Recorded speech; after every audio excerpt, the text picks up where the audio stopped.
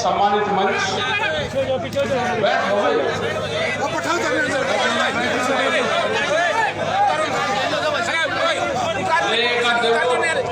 वैसी मीडिया तो है नहीं, न तो कर लें तो काम बैठ लो, कोई बात नहीं,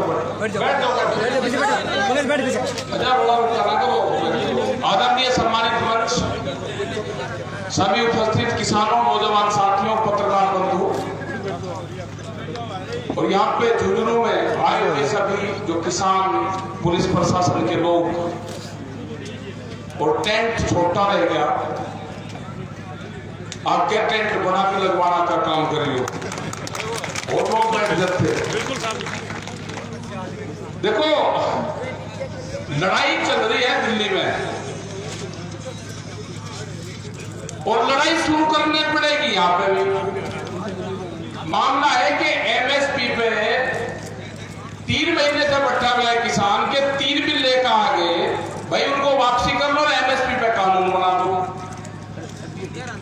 एमएसपी पे कानून नहीं बन रहे। ये किसान जब समझ लेगा ना, ये अपने आप बनाना शुरू कर देगा। कल की घटना है आगरे की। आगरे में किसान अपना गेहूं लेकर गया मंडी में, गेहूं का रेट लगाया, वहां की कंपनियों ने, व्यापारियों ने 1600 रुपया क्विंटल। उसने कहा कि एमएसपी का रेट है 1975 रुपया, इससे कम पर नहीं बेचूंगा, मंडी चलने नहीं दूंगा। सारे तो अधिकारी आए भाई और उसका 1975 रुपए गेहूं बिका। गेहूं सबसे पहले मोर्चा आप लोगों को तोड़ना पड़ेगा। राजस्थान क्या गेहूं सबसे पहले आएगा मार्केट में। एमएसपी आपको लेनी पड़ेगी, अपनी एमएसपी। आपको एमएसपी नहीं मिलती तो अपना गेहूं भरो, 55 क्विंटल ले आओ एक ट्रैक्टर में, 20 क्विंटल गेहूं डाल लो, उसके आदमी बैठ लो। क्योंकि ज्ञान सबको होना चाहिए कि क्यों नहीं मिल रहा। एक मंडी में है, उसमें पूरा एमएसपी पे भाव मिलता है। उस मंडी का नाम पता आपको कहां है? वह मंडी है दिल्ली के अंदर। अगर यहां पे भाव नहीं मिलेगा, आप ट्रैक्टर लेके यहां से चल देना, अपना बोरिया बिस्तर लेना, पार्लियामेंट के अंदर आपका पूरा भाव मिलेगा, वहां पर तुम्हारी होगी किसानी की। या दिल्ली सरकार सुधारना, कान खोल के सुन ले। अगर कोई पुलिस प्रशासन का लोग उसको जहां पे भी रोकने की कोशिश कोई विभाग करेगा, उसको एमएसपी पर खरीद करनी पड़ेगी, जो भी विभाग को लगा खुद। आप अपना अनाज लेकर चलो। आपके साथ में बहुत धोखा बहुत दिन से हुआ। आपको भी ज्ञान प्राप्त होगा कि दिल्ली में लोग क्यों बैठे। दिल्ली में जनसंख्या भी बढ़ेगी। आपने गेहूं काट के और अपना 5 क्विंटल अनाज लेकर चल देना आप दिल्ली की तरफ को। एक टोली 15 आदमी या 10 आदमी और अपना बैठ के हो जाओ दिल्ली की तरफ को। जो भी आदमी ये कहना प्रधानमंत्री ने कहा क्या कि देश में कहीं ना भी बेच सके, ये नहीं मैंने कहा कि दिल्ली में नहीं बेच सकता। ये कहियो कि दिल्ली में बेचने जा रहा है या तो इसको खरीद लो। जो जहां वो करा उसकी खरीद कर लगा वही, और नहीं तो दिल्ली की मंडी बहुत बढ़िया है, जाते ही भी करना। पार्लियामेंट से पहले रुकना ही नहीं, जो जहां रोकना वही होगा सड़क पर। ये काम करना पड़ेगा। और ये झुंझुनू क्रांतिकारियों का जिला है। बहुत लोग शहीद हुए हैं जिन मुसलमानों को देश का गद्दार बताया जाता है। यहाँ पे वे गांव भी है कि देश में सबसे ज्यादा एक गांव है, उसमें शहीद मुसलमान हुए हैं। ये सबक बताना पड़ेगा। उनकी शहीदों की फोटो लेकर आनी पड़ेगी आपको फिर मोर्चे तोड़ने पड़ेंगे। ये तो क्रांतिकारियों का जिला है। शहीद करनी राम देवराम, इन्होंने जो सामंतवादी प्रथा थी उसके खिलाफ आंदोलन चलाए, उसमें शहीद ये लोग भी। दूसरे हुए बाबूराम, 1988 में टिकैत साहब के बरसी में आए थे। यहाँ पे 12 फरवरी को यहाँ पर टिकैत साहब आए उनके प्रोग्राम में जब उनकी बरसी हुई तो उस पर लोग वे आए थे यहाँ पे। तो आपको निकलना पड़ेगा और ये मोर्चेबंदी आपको तोड़नी पड़ेगी, नहीं तो दिल्ली सरकार सुनने वाली नहीं है। अगर अब की बार भी मोर्चेबंदी नहीं टूटी, अब की बार भी देश में एमएसपी नहीं मिली, तो जो 70 और 60 और 50 साल से हम आते में अपनी फसलों को बेच रहे हैं, फिर बेचना पड़ेगा। और कभी हमारे जो बच्चे हैं ये माफ नहीं करेंगे। अगर आंदोलन फेल होता है तो देश का किसान फेल होगा, देश का नौजवान फेल होगा, देश की महिलाएं फेल होगी, जो 350 से सिलेंडर 800 रुपए बजा दिया। आपके साथ में आएंगे। हमने नारा दिया था कि टैंक और ट्रैक्टर साथ चलेंगे, नहीं चलने दिया, कोई बात नहीं।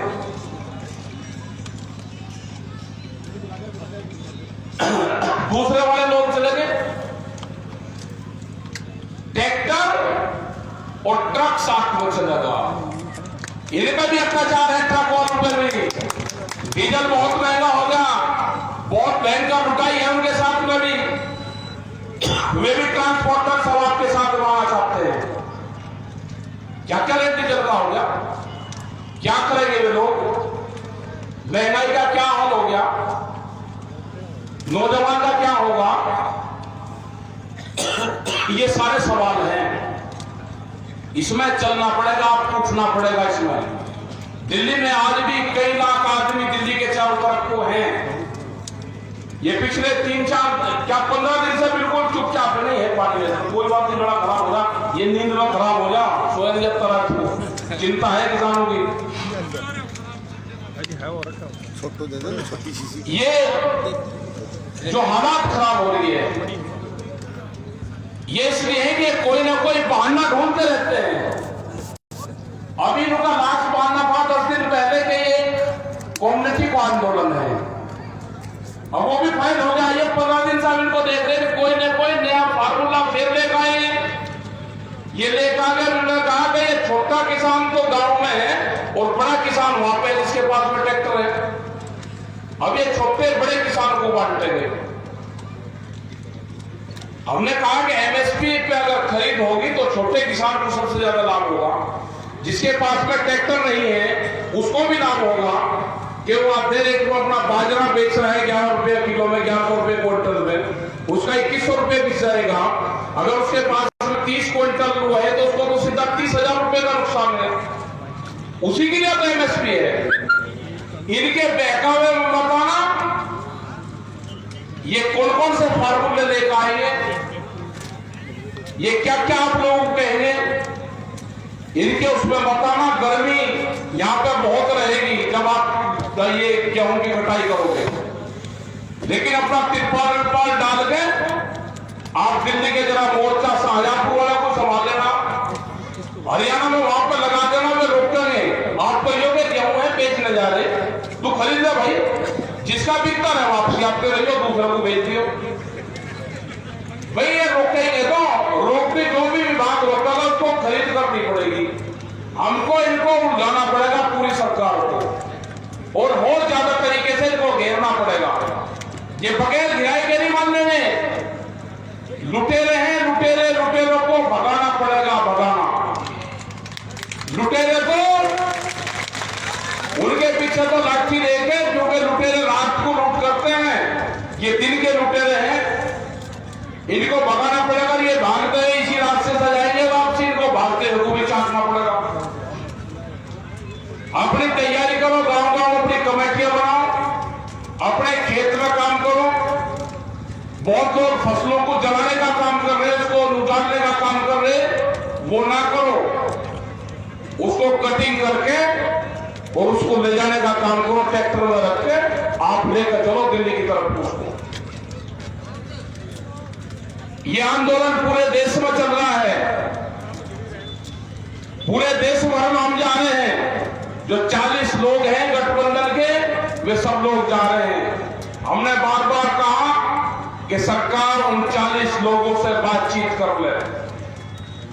1 महीने से भी ज्यादा हो गया, 1.5 महीना हो गया। उनका टारगेट यह है कि किसान अपने खेत में काम करने जाएगा तो आंदोलन खत्म हो जाएगा। वो कह रहे कि अप्रैल में आंदोलन अपने आप उठ जाएगा।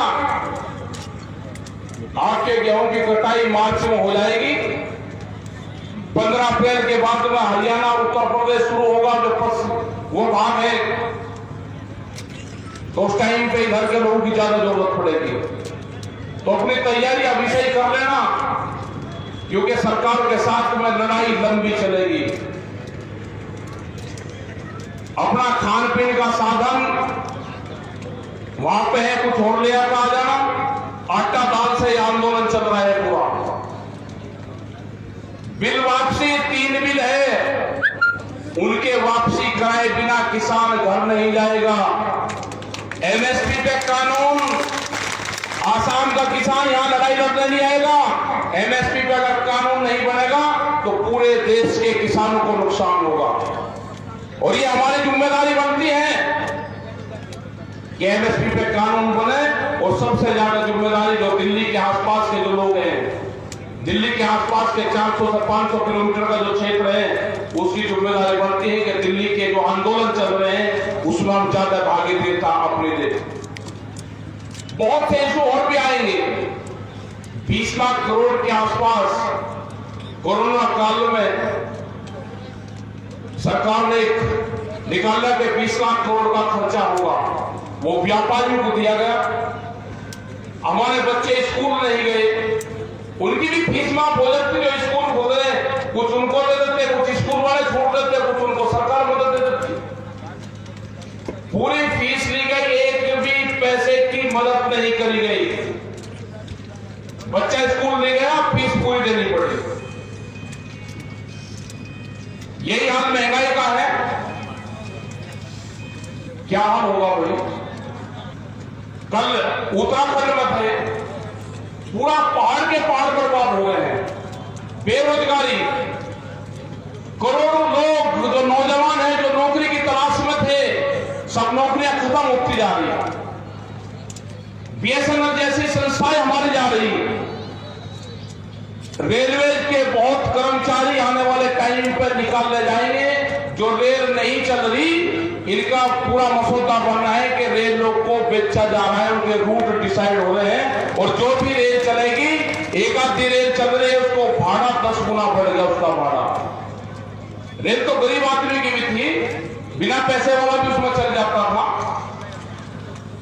और भी बहुत विभाग जा रहे हैं। किसानों का विभाग, इसको भी एक विभाग मानना, आमदनी का साधन मानना। इसमें सर्वे हुए किसानी पे, ये कंपनियां सर्वे करके दिया। इन्हें कहा कि कौन सा व्यापार अब हो सकता है। उन्होंने कहा कि दुनिया में एक व्यापार है, वो व्यापार है भूख का व्यापार। अनाज को इकट्ठा करो, जब आदमी को भूख लगेगी उसकी कीमतें बढ़ाओ। दुनिया का नया कॉन्सेप्ट आया, भूख पे व्यापार करने के लोग आ गए। रोटियों को तिजोरी में बंद करने लोग आ गए हैं। ये कंपनियां अनाज को तिजोरी में बंद हो गए, बड़े बड़े ताले लगेंगे। भूख कितनी लगेगी उसके आधार पे कीमतें तय होंगी। जैसे आपने देखा होगा कि आलू आज से अगर 1-1.5 महीना पहले था तो 40 और 30 रुपए किलो का उसका भाव था। जब किसान का नया आलू आ गया तो 5 और 6 रुपए किलो उसका भाव है। पूरा आलू का किसान बर्बाद हो गया, मरने के हालात पे है। यही हाल अब फसलों का है। जब जब कीमतें, आपकी फसलें आएगी तो कीमतें नीचे जाएगी। एमएसपी है नहीं, बड़े बड़े गोदाम बन गए, वहां पर अनाज इकट्ठा होगा।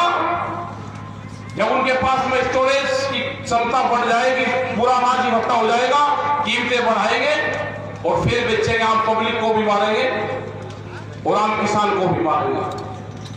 तो ये आपने बड़ा प्रोग्राम यहां पर करा, सब लोगों ने बात सुनी और बहुत लोग आंदोलन में जुटे हुए, अपने घर नहीं जाएंगे वे। ये किसान घर जीत कर जाएगा दिल्ली से, लेकिन आप लोगों का सहयोग चाहिए। यहां पे बहुत ट्रैक्टर है, ये भी आपको शायद पता होगा कि 10 साल पुराना ट्रैक्टर नहीं चलेगा। अगर जानकारी है तो हाथ उठा दो, नहीं जानकारी है तो मत उठाओ। नहीं जानकारी है ना, जो भी ट्रैक्टर 10 साल पुराना है वो अब नहीं चलेगा। ये सरकार के ऑर्डर हो चुके हैं कि 10 साल पुराना ट्रैक्टर डीजल से चलने वाला कोई भी चीज नहीं चलेगी। तो जिनके पास में 10 साल से ज्यादा पुराना ट्रैक्टर है वो जरा हाथ उठा लो। पुराना जिसने अभी 5-7 साल में खरीदा वो मत उठाओ, लेकिन 10 साल पुराना तो बहुत होंगे, बहुत ट्रैक्टर होंगे। दूसरा एक सवाल हो रहा है, उस पर जरूर मैं हाथ जरूर उठवाऊंगा। सबसे प्यारी चीज जो है जीवन में आदमी के लिए वो उसका पुत्र होता है, सबका होता है। जरा पुत्र प्यारा सबसे ज्यादा होता है, जरा हाथ उठा दो। पुत्र प्यारा होता है ना, लड़का सबसे प्यारा होता है आदमी का। अरे हाथ तो उठाओ, वही तो होता है सबसे प्यारा। हाँ ठीक है, वो आदमी भी हाथ उठा दो जिसने जीते जी अपनी जमीन अपने लड़के के नाम करी हो। उठाती जरा, तो फिर जमीन प्यारी हुई, पुत्र को प्यारा नहीं है। तो सबसे प्यारी फिर तो जमीन हुई ना। और जो बड़ी बड़ी कंपनी आ रही है वो जमीन को छीनने आ रही है, आपकी जमीनों को छीनने आ रही। 20 साल में आपकी जमीन आपके हाथ में नहीं रहेगी। आप जमीन को देखते हैं कि ये तो रेत के टिब्बे हैं, इसमें कुछ नहीं होता। व्यापारी देखता है कि इसमें गोदाम बनेगा, इसमें फैक्ट्री बनेगी, इस जमीन को कब्जे में कर लो। तो जमीन आपकी 20 साल में पूरी जमीन कंपनियों के पास में चल जाएगी, बड़े बड़े गोदाम बनेंगे, बड़ी बड़ी फैक्ट्रियां लगेगी और हमारे ही नौजवान बच्चे उसमें नौकरियां करेंगे। क्योंकि जो कानून, जो कर्मचारियों के जो एक्ट थे उसमें संशोधन कर दिया,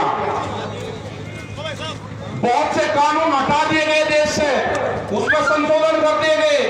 जो लेबर एक्ट थे उसमें संशोधन करे गए। आपके बच्चे उन्हें अपने ही खेतों में फैक्ट्री में मजदूर बनेंगे। आपका आंदोलन आपको चलाने पड़ेगा। ये